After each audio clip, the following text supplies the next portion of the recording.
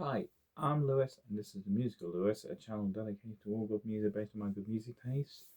And I am doing a challenge video I've seen from Spectrum Tube, and also followed on from the Vinyl Future Vulture. Sorry, I haven't exactly watched his video, but I have seen his video, and it's inspired me to do my own. So, this is a challenge of A to Z of album titles, and from the vinyl community, but instead of doing it with vinyl, I decided to do it with CDs because obviously CDs are a bit more accessible to get to.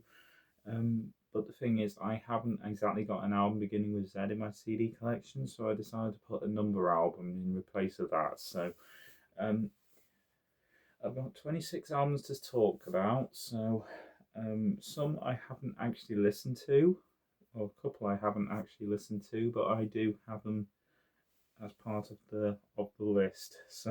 Um, so let's get started, shall we?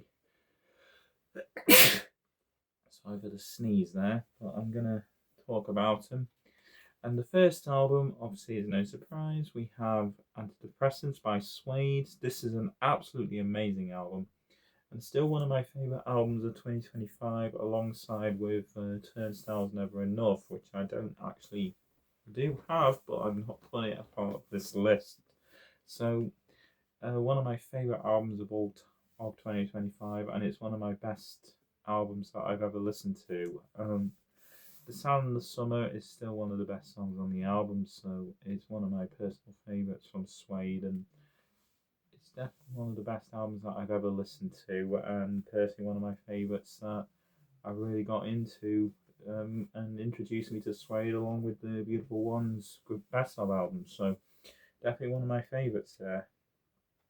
And the band I got into last year and found this album recently, Birthday by Blues Pills. This is their fourth studio album.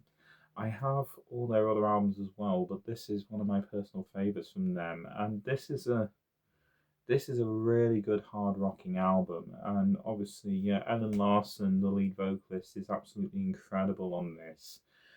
I do love her other albums as well, but I do personally think that this is one of their best. I think this is a good introduction to Blues Pills, and I do definitely recommend them. Then we got Porcupine Tree with Closure Continuation Under Sea. Um, this is this album was heavily influenced by a lot of people.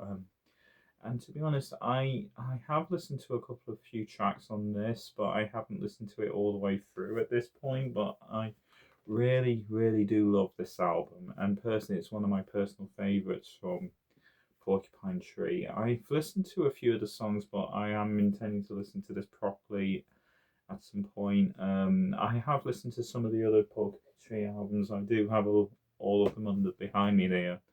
I bought this brand new, and I've also got it on vinyl as well. I've heard the deluxe version of the album as well, with the bonus tracks, but I've not listened to them all the way through. So I'm gonna do a review on this album at some point. And at D we have Daybreaker by Architects. This is one of my favourite Architects albums, and personally the best of their early work in my opinion. Between this, The Here and Now, and Lost Forever, Lost Together, I think is what it's called. This is the one that I love the most. I think there are other Architects albums I do love, like Holy Hell, Classic Symptoms of Broken Spirit, but this is my personal favourite of Architects in their early career. And considering that it's 6 years between this one and their debut, I do like some of their early stuff, but this is the best one they've ever come out with, and I think it's highly underrated actually, but I still think it's one of the best albums they've ever done. And then we got E E. I'll have to stop the video. Sorry about that. I had to stop the video because my stepfather's upstairs, so I've got to be very careful. how to talk with this, but we have Education, Education, Education and War by the Kaiser Chiefs for E. Now, this, in my opinion, is the best Kaiser Chiefs album. I know people still like all the other Kaiser Chiefs albums, consider what is the best one, what's the worst one, but this is one of my personal favourites. Um, I actually really, really do enjoy this record a lot. Um, I'm not considering it to be the best, but I do really enjoy this album. And personally, in my opinion, this is the best Kaiser Chiefs album ever. I know some people don't consider it, but this is the first album with drummer VJ Mystery, who is still with the Kaiser Chiefs now. And I went to see the Kaiser Chiefs on this album tour in 2015, so I really did enjoy seeing them on this tour. Um, the other Kaiser Chiefs albums didn't kind of teeter to this level, apart from Duck, but it's still a really, really good album, this one. Then we got another 2025 album on this list. We got Futique by Biffy Clyro. This is actually their best of their newest stuff in recent years, because after albums like Ellipsis and Celebration of Endings was really good, but this one really blew them back to the masses, because obviously I really, really do love this album, and honestly I think this is their best of their new stuff in quite a long time, because obviously I did enjoy Ellipsis, even though that was heavily underrated, but I chose this album instead because I think this is one of my favourites. And obviously, most people still consider Only Revolutions as the best Biffy Clyro album, and I still think it is. But this is one of my personal favourite from Biffy Clyro, and I really, really do enjoy this one. Then we got Gratitude by Benjamin Francis Lethbridge. This is actually one of my personal favourite albums from him. If you love your acoustic and folk music, this is the album for you. I really, really do enjoy this album quite a lot, and obviously one of my favourite albums that I've ever heard from Benjamin Francis Lethbridge. I do have some of his other albums down here, but this is still one of my personal favourites from him, and I really, really, really do enjoy this album a lot. I'm still waiting for a new album from him to come. I haven't heard a new album from him since Something's Break, but this is still a really, really good album to me. And obviously, this is his 2019 release, and it's very hard to come by, but it's one of my favourites from him. Then, an album from one of my all-time favourite bands now, we've got Nickelback with Here and Now. This is an album that I actually really, really do enjoy. And to be honest, I am a huge fan of this band, quite a lot. I don't care what people say about Nickelback. I mean, hate them all you want, but I still really do enjoy them. I mean, I know some people say they're not one of the best bands in the world, and for most people, they're not. And nowadays, I hear people say you either love them or you hate them. It doesn't really matter anymore. But to me, I still think they're a really good band, and I enjoy more or less every album from them. There are some of their albums that are not my personal favourites sometimes, but I still really do enjoy them, and this is one of my favourites from them. So don't have so Here and Now comes in there. Then we got Invitation by Ward Thomas, one of the first modern country acts that I really love. I haven't. I went to see Ward Thomas last November, but they did not play a track from this album when I went to see him live, which is a bit upsetting. I mean, all the other albums are great, but they focus more on their earlier stuff rather than our stuff from this. And there were a few songs from Restless Minds they played, and a couple from Music and the Madness, and some of their newer music they were coming out with from their Back Pocket EP. But it's still a really, really good record. This I think this record gets highly underrepresented by some of the Ward Thomas fans, but I still think it's a really good record. This. And then we get to Idols with Joy as an Act of Resistance for Jay. Now, I love this album, and I think this is one of the best modern punk rock albums that anyone ever listened to. I personally think it's not the worst. I do have the other Idols albums up there, but I got this on vinyl as well. I still really love this album to bits. I think um, it did take time to grow on me when I first listened to it, but Idols is one of my favourite bands ever. It's only a basic little CD though, and I bought this from Sealed at a car boot actually a couple of years ago.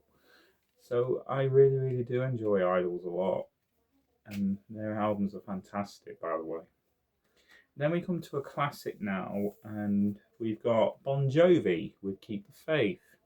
Now, I would have chosen any other Bon Jovi album for this list, but I decided to go with this one because I think Bon Jovi, for me personally, are a really good rock band. And obviously, the obvious one would have been Slippery When Wet or New Jersey, but I decided to go with Keep the Faith because Keep the Faith for me personally is my favourite of their classic period. And obviously, in the mid early 90s when this came out in 92. Obviously, I love this album, and personally, one of my favourites is Bed of Roses, and obviously the title track. And obviously, there's so many good album songs on here. I know some people say that after the longest track on the album, Dry County, the album starts to slow down a bit and start to become a bit of a chore to sit through. But personally, I don't mind it.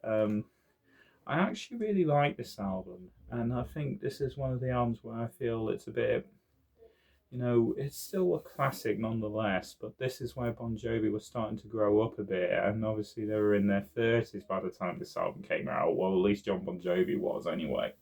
But it's still a really good album, and I personally think this is one of the best classic albums from Bon Jovi in 92. And obviously, this came out 2 years before I was even born, but it's still one of the albums that I actually enjoy. And it's actually one of the original copies, actually, with the CD look. It's not the remastered version. I do have a remastered version of this as well, but it's actually my mum. I've given it to my mum, so I've got an original here. And then we're going to 2017, and obviously an album I've recently picked up, actually. We got Imelda May with Life, Love, Flesh, Blood. Now, obviously, Imelda May was something that I was a bit surprised by, because I have seen Imelda May on TV a lot, and I didn't even know she was a singer until I actually saw this at HMV this year. I've got this, and I've also got her 11 Past the Hour album. I've also found Tribal recently. But I actually really enjoyed this because this is an album that I was surprised when I listened to it. I have listened to the deluxe version of this on Apple Music, and I'm surprised really because I do actually love this album cover because I think she looks really beautiful on this. Um, and to be honest, I think she's really cool for an Irish singer because obviously she is Irish, so I love a bit of Irish music. Um, but this is an album that I was surprised with because obviously this kind of feels a bit like an Amy Winehouse record. But unfortunately, with the passing of Amy Winehouse, we're not going to have any more albums from her, sadly. But this kind of follows what Amy Winehouse could have done. And Imelda May kind of took it on. So I think she's really good with this. I think this is a beautiful record, and personally, I think she's really good with this. And I think I kind of love Imelda May actually as a singer. So it really grew on me, and I actually did like it. Then we get to Mechanical Bull by Kings of Leon. Came out in 2013. Sadly, though, not one of my top favourite Kings of Leon albums, but over the years, the album has really grown on me a lot. I never liked this album when it first came out. There were a few songs that I did enjoy from it, but unfortunately, it wasn't one of my personal favourite Kings of Leon's when I really got into it. So I was kind of disappointed with this album for a long time. But then 10 years after it came out, I listened to it again, and it really clicked with me this time because I wasn't a huge fan of it. I mean, 2013 was not really a good year for most of my favourite bands because they released a lot of disappointing albums that year. This one was one of those, and I they got better with Walls, which was the album that came after this, but after a decade, this album really did click with me a lot more. I don't listen to it often enough, but I still really enjoy a lot of the tracks on here a lot more now than what I did when I first listened to it. Um, it's okay, I must admit, but it's not one of my top favourites still. But it's not available on vinyl. Well, it was available on vinyl for a time and a few years ago, but I haven't seen it for a good price. But I still have the CD, so um, it's one of the Kings of Leon albums that I'm not really keen on to get on vinyl. But if I do find it, I'll probably buy it. But it's still a good album. It's an okay album. It's nothing special. And then we get to 2016, and I've talked about this in one of my videos recently, but I'm going to do it again. Busted with Night Driver. This is for the N. I think this is a fantastic album for me. I think it's a good album that they came back with something like this because I think there is a really, really good album with this one. And personally, I think this is a really, really good record to me. I think it's a bit of a shame that they haven't done. Well, they have done a pop punk record after this with Halfway There, but I decided to go with Night Driver because Night Driver is one of my favourite albums from Busted, and it's still one of my favourites now because obviously Busted and Night Driver, I got this on CD. I mean, I picked the CD first, and then a few years later, I got the vinyl, um, which the vinyl has not been available for a long time after that, but I still got it, and this is one of my favourite albums ever, so definitely a good album. And another Charlie Simpson related album, we got Fight Star with One Day Sun This Will Be Yours. This is another album in the O section. I do have other albums I could have chosen, like Only by the Night with Kings of Leon, Only Revolutions by Biffy Clyro, but I decided to go with this because I think Fight Star are one of the best rock bands ever. I personally think they're one of the best albums that I've ever listened to. Um, I think personally there could have been a lot more that I could have chosen, but I personally think that this is a really, really good album. Um, We Apologise for Nothing is one of my favourites, but also there's some other good songs on this. But I actually really do enjoy this album, and I personally think it's one of my favourite albums of all time. Then we got a 2025 release and an artist that I'm a huge fan of, and an artist that I've recently discovered a couple of years ago, Taylor Acorn with Poster Child. This is like a modern version of Avril Lavigne in some way. This is a really beautiful album and a really hard hitting album, actually. She's really, really good on this. I got the vinyl as well for this, but the CD I picked up, it was probably the most expensive CD I picked up, actually. I'm not going to say what the price is, it'll probably shock you, but I got the vinyl quite cheap. I paid about 27 quid for it. But it's still a really good record, this, and obviously for a new pop punk album, and obviously this is her. I think this is her third release, and this is her first major label release. So um, she has a couple of other records like Certified Depressant and Survival in Motion, which are only digital releases, and I think you can only get on vinyl if you go and see Taylor Acorn live, which is a bit of a shame, but I still think this is a really good album. This, I think this is one of my favorite albums of 25, along with Futique and Antidepressants, and also Never Enough by Turnstile. But it's still a really, really good album, this, and I think this is one of my best albums that I've ever listened to, especially for modern pop punk. And then we got First Aid Kit with Ruins from 2018. Like with War Thomas, they are a sister duet, and this is a European Swedish duet actually. They are really, really good. This was actually the first album that I've actually come across from them. I don't. I actually bought this in the charity shop. I did see this album come out brand new, 2018, and I never picked it up. But then when I saw it in the charity shop, I was surprised by this. And actually, someone must have not liked the album so much, and I decided to buy it. And then from then on, I bought all the other First Aid Kit albums on CD and on vinyl from 2022 to 2023. And I think this is one of their good albums. It's not their best, but I think this is a really, really good album to me. Even though I think the cover's a bit creepy if you think about it, but I do love it. Then we got one of my favourite childhood albums, actually, from 2001, I think it was. S-Dub 7 with Sunshine. This is their third studio album, and I could have chosen any of their other albums for this list because they all begin with S, apart from 7, which is a number, but I would have put it under S anyway. This is a really, really good pop album, and surprisingly, after nearly 25 years, it still holds up. It's one of my favourite albums from S-Dub 7, and and obviously, every time I listen to this, I actually do remember where I was at the time because this isn't the first time I bought this album. I had this album a couple of times in the past before.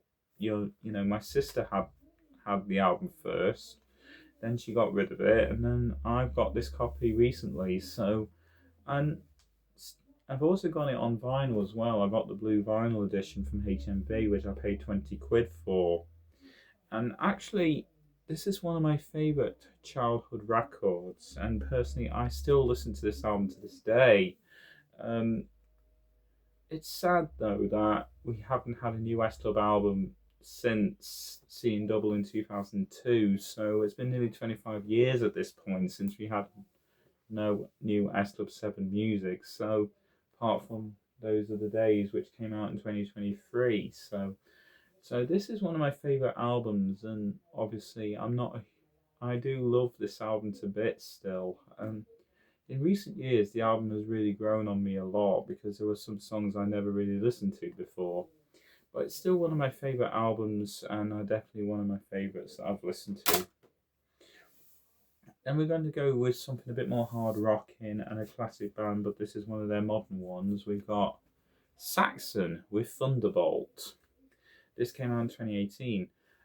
This is part of the newer trilogy from this one, Carpe Diem and Hell, Fire and Damnation.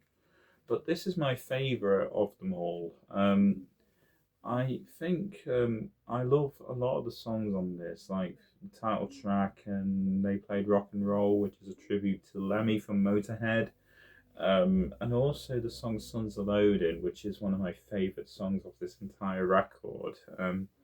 Sons of Odin has a good intro as well with the drums and the bass before the first verse hits, which is really, really nice. And it's one of my favourite albums I've ever listened to. I got into Saxon by a friend of mine who I used to work with up in the old place a few years ago. And this was one of the first albums I picked up from them. So it's still a really good album, this one. And then an album which is charity shop buy, but I've not got a chance to listen to yet. And we got Tara Naomi from Under the Influence.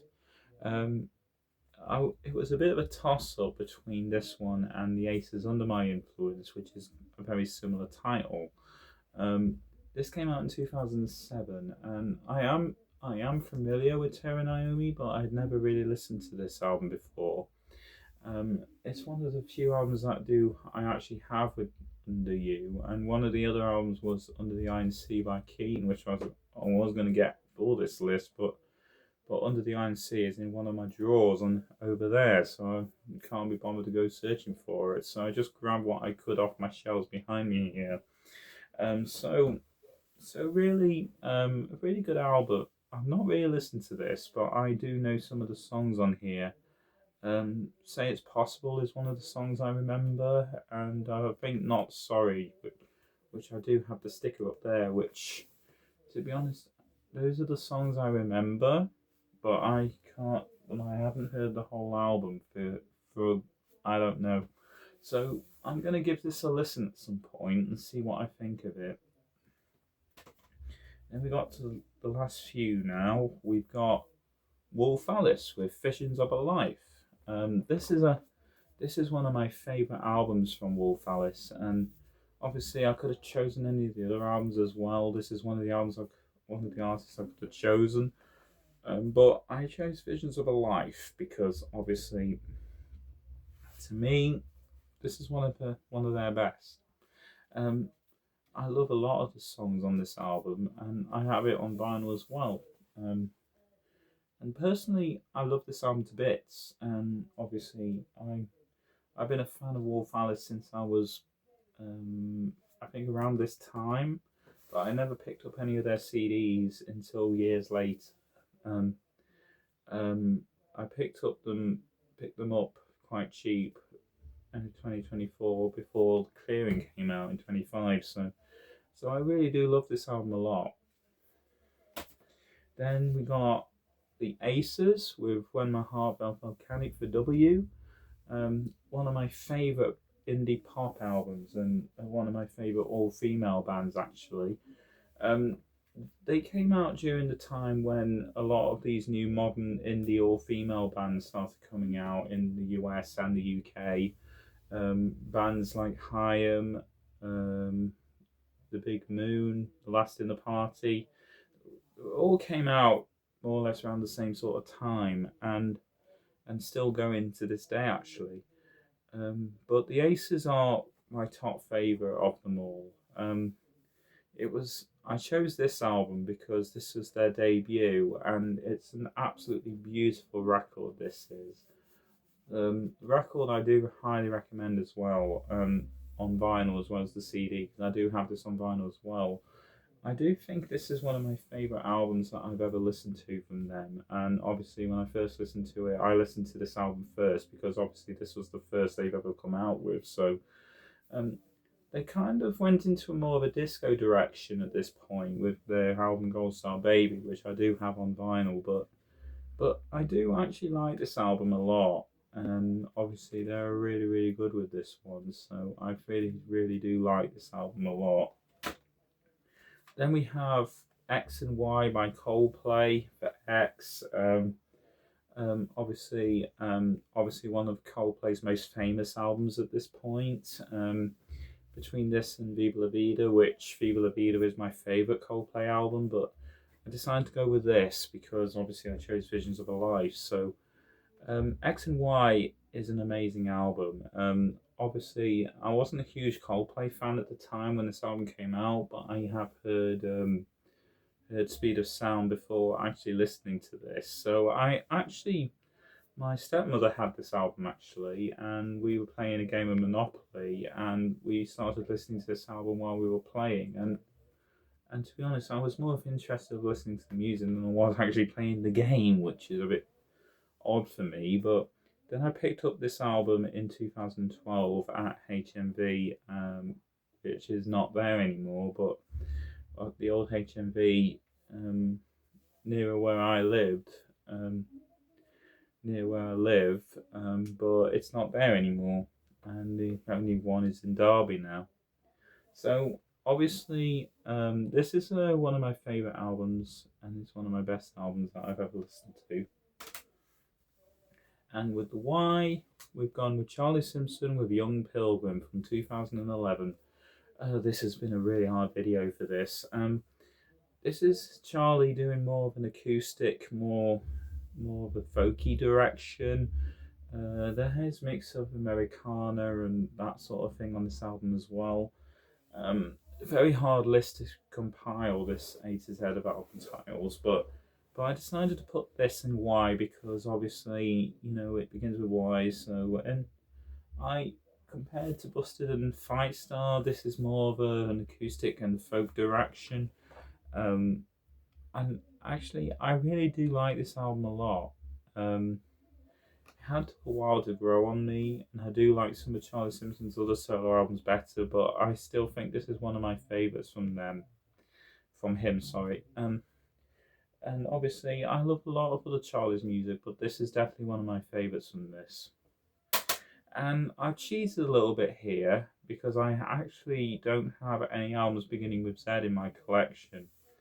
So I've decided to put in a numbered album instead, just to make up for the fact that I don't have a Z album. And I'm going to start with 10-Year Plan by The Shires. I might do a numbered album challenge eventually, but I decided to put it as 10-Year Plan for my Z because I ain't got an album beginning. Well, I do have, but it's not. But it's the band name, not the title. But I decided to cheat and put 10-Year Plan by The Shires instead, to make up for the fact that I don't have a Z album in my collection. But it's still a really good album, and obviously I do have some of the other Shires albums too, but this is one of my favourite, one of the albums that really got me into the music, even though it wasn't quite how I expected it to be. Still a good record though, and I'm looking forward to their new one, which comes out in July, so I'm looking forward to that as well. But I decided to put this as my Z album, and obviously I've cheated a bit here, but it's a good album, and obviously I could have chosen another numbered album, but I decided to go with this instead. So anyway, that's my A to Z of albums, and thank you for Spectrum Tube for doing the challenge, and I decided to do my own as well.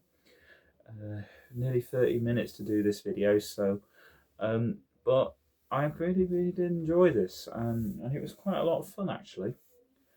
I'll see you again for another video. Please like and leave a comment, and it helps the algorithm. And also click subscribe as well. And I'll see you again next time for another video. Goodbye for now.